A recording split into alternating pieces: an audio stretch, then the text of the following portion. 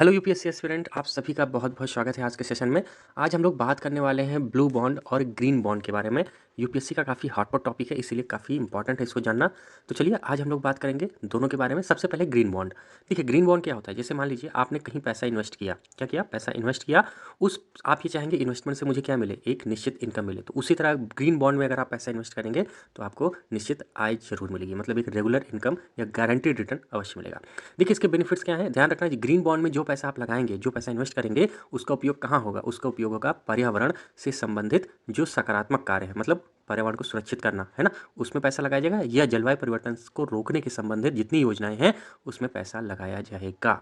तो ऐसी स्कीम जो पॉजिटिव इन्वायरमेंटल चेंज ला रही हैं या क्लाइमेट चेंज के बेनिफिट के लिए काम कर रही हैं, वहाँ पे हम पैसा लगाते हैं तो कहा जाता है वह ग्रीन बॉन्ड है। अगली बात करते हैं ग्रीन बॉन्ड के बारे में। ग्रीन बॉन्ड जो आते हैं आप उसमें पैसा लगाते हैं तो आपको टैक्स में छूट मिलती है और क्रेडिट भी, टैक्स क्रेडिट जैसे प्रोत्साहन आपको मिलते हैं। तो जो नॉर्मल बॉन्ड है उनकी तुलना में यह काफ़ी आकर्षक हो जाता है, लोग यहाँ निवेश ज़्यादा करने लगते हैं। इस बात को ध्यान रखना है क्योंकि काफ़ी अट्रैक्टिव इन्वेस्टमेंट हो जाती है।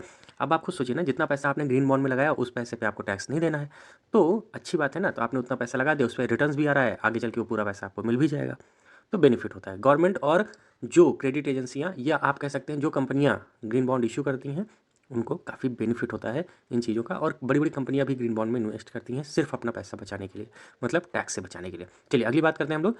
ग्रीन बॉन्ड किसी अन्य कॉर्पोरेट या सरकारी बॉन्ड की तरह ही है, मतलब हो सकता है कॉर्पोरेट कोई इशू करे या गवर्नमेंट इशू करे, ध्यान रखना।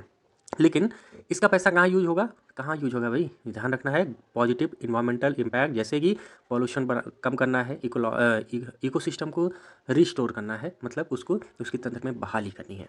ठीक है, चलिए ये बात हुई ग्रीन बॉन्ड की। अब हम लोग बात करते हैं ब्लू बॉन्ड की। देखिए ब्लू बॉन्ड सिर्फ एक शब्द ध्यान रखिएगा, ब्लू, ब्लू मतलब हो गया समुद्र, तो हमेशा आप उसे ओशन से हमेशा रिलेट रखेंगे। समुद्र से संबंधित जो भी समुद्र का पारिस्थितिकी तंत्र है उसकी रक्षा के लिए अगर कोई पैसा लगाया जाए तो उसे कहा जाता है ब्लू बॉन्ड।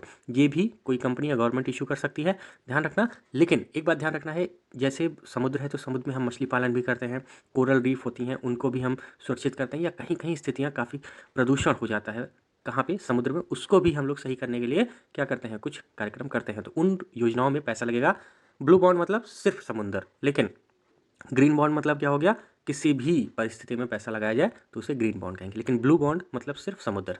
इसीलिए ध्यान रखना है, सभी ब्लू बॉन्ड ग्रीन बॉन्ड होते हैं लेकिन सभी ग्रीन बॉन्ड ब्लू बॉन्ड नहीं हो सकते। रीज़न क्या है, ब्लू बॉन्ड ग्रीन बॉन्ड तो है क्योंकि वो पर्यावरण के लिए है, लेकिन ग्रीन बॉन्ड ब्लू बॉन्ड नहीं हो सकता क्योंकि हो सकता है ग्रीन बॉन्ड क्या हो, फिजिकल ज्योग्राफी के लिए हो, लेकिन ये सिर्फ ओशन और ज्योग्राफी के लिए होता है ब्लू बॉन्ड। इसीलिए इस बात को ध्यान रखना, काफ़ी इंपॉर्टेंट टर्म है। क्या, ब्लू बॉन्ड ग्रीन बॉन्ड होते हैं लेकिन ग्रीन बॉन्ड ब्लू बॉन्ड नहीं होते हैं, सभी की बात हो रही है।